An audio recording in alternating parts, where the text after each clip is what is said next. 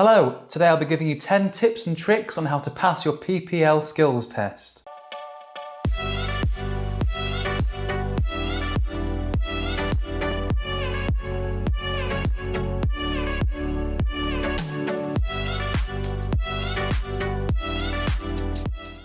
Hello and welcome back to another Fly with Marco video. Today we'll be going over the top 10 tips and tricks to pass your PPL skills test. I've got another similar video about PPL exams, 10 tips and tricks, so if you haven't already watched that video, I recommend you to do so. This video is not sponsored in any particular way, and I'm not a flight instructor. Simply, this is just my tips and tricks from going through the same process as a private pilot. If you haven't already, please do subscribe to the channel. There's some really good material and some great material coming very shortly. So let's get on to today's topic. Before I get into the detail, I passed my skills test first time, so if I can do it, so can you.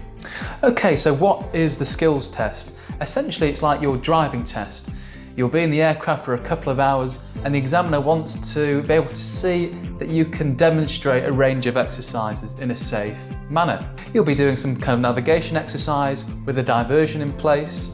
You'll be doing some circuits to see your landings and your takeoffs. You'll be doing some emergency procedures, engine failure after takeoff or a practice forced landing, and some general handling. So the examiner is essentially marking you on two things. Are you a competent pilot? The examiners have a checklist of exercises that we need to pass. And also secondly, are you a safe pilot? Can you control the aircraft and fly in a safe manner? They're not expecting you to be perfect, so don't worry about that.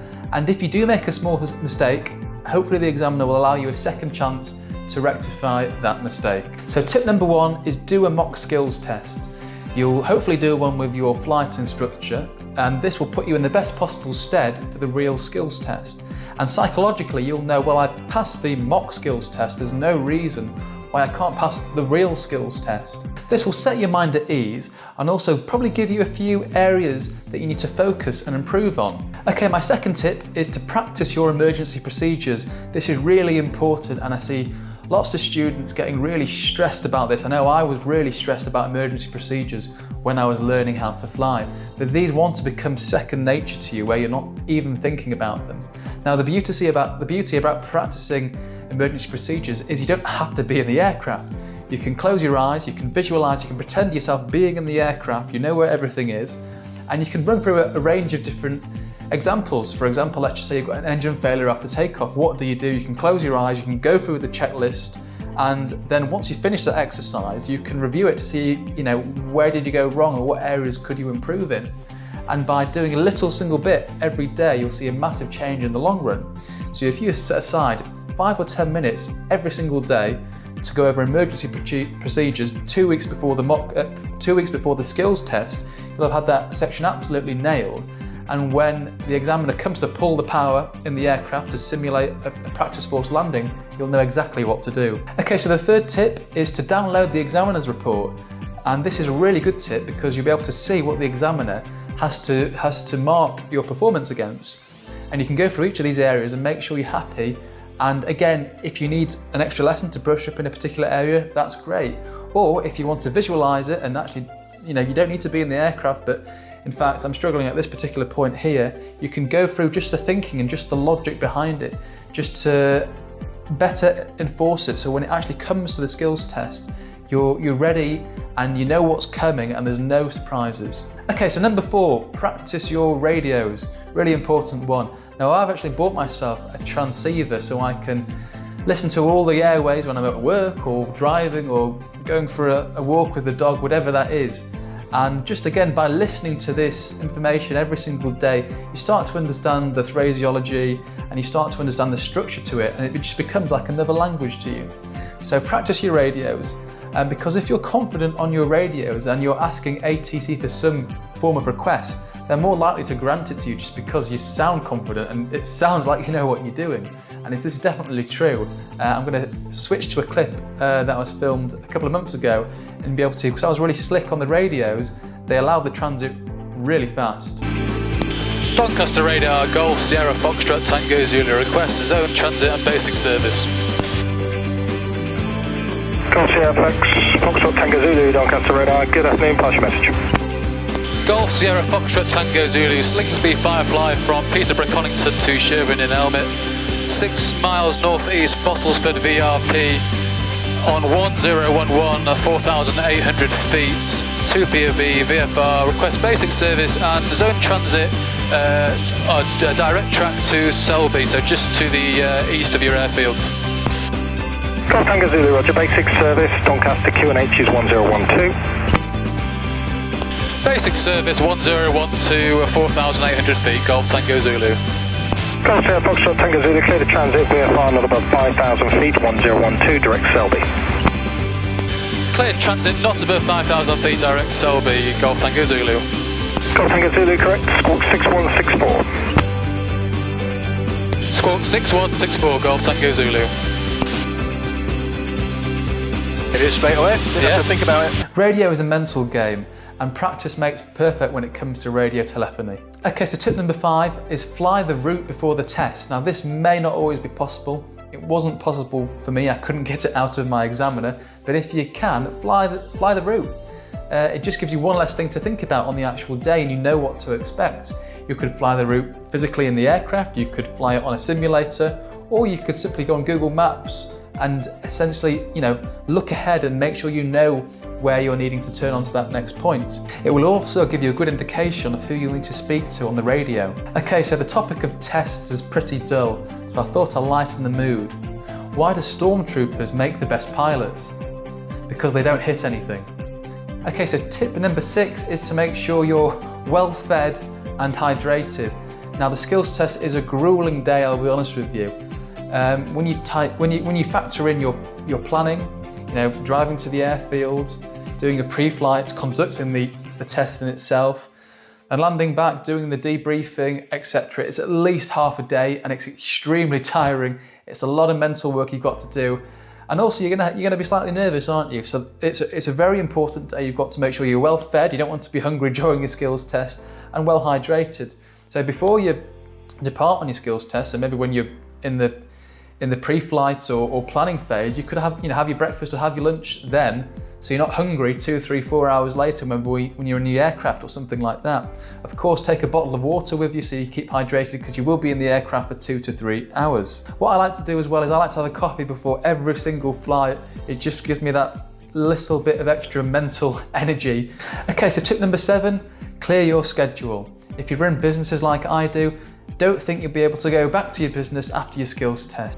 Block your whole day for passing that skills test, and if you do manage to pass your skills test in that particular day, that's a massive tick in the box and you couldn't expect anything better from the day. Number 8, first impressions count. So you may have actually already flown with your examiner before. There could be a flight instructor at your flying school, or you may be seeing your examiner for the very first time on the skills test. So first impressions really count. So if they already know you from your training prior to that at the flight school, then they're already going to have an idea of who you are as a pilot and what you like. So it's really important that you hit the ground running with great first impressions. For example, for me, my examiner, I did a couple of hours with in the aircraft. He taught me a few different exercises, and he already had a very good impression of who I was as a pilot. For example, I passed all my PPL ground exams first time. I was the fastest to actually go solo at my flying school as well, and I always was turned up early and prepared ready for flights. So he's already building up a mental picture of who I am as a pilot, which really will help him make judgment when he's coming to the skills test. And not only that, I got on really well with my examiner. Have a bit of banter with them, try and create a relationship, ask them questions, show that you're interested in them. Also, if you can, try and do your main pre-flight checks before actually getting into the aircraft with your examiner. Again, it's just going to build up the impression of you on the examiner's mind. Okay, so point number 9 is to ask for your examiner's body weight. They won't be offended. If anything, this helps mold that impression of what you're like as a pilot in their mind, because you're going to need their body weight to calculate the mass and balance. Okay, so point number 10, really important one, is check the NOTAMS. As before any flights, check the NOTAMS, see if there's any areas of airspace which you're not allowed to enter, and this will help you when you're planning your flight and also when you're planning your diversion as well. So it's great to have a mental idea of, right, well, I can go over here but I can't go over here, when your examiner asks you to carry out the diversion. Okay, I'm going to give you 2 quick bonus tips as well.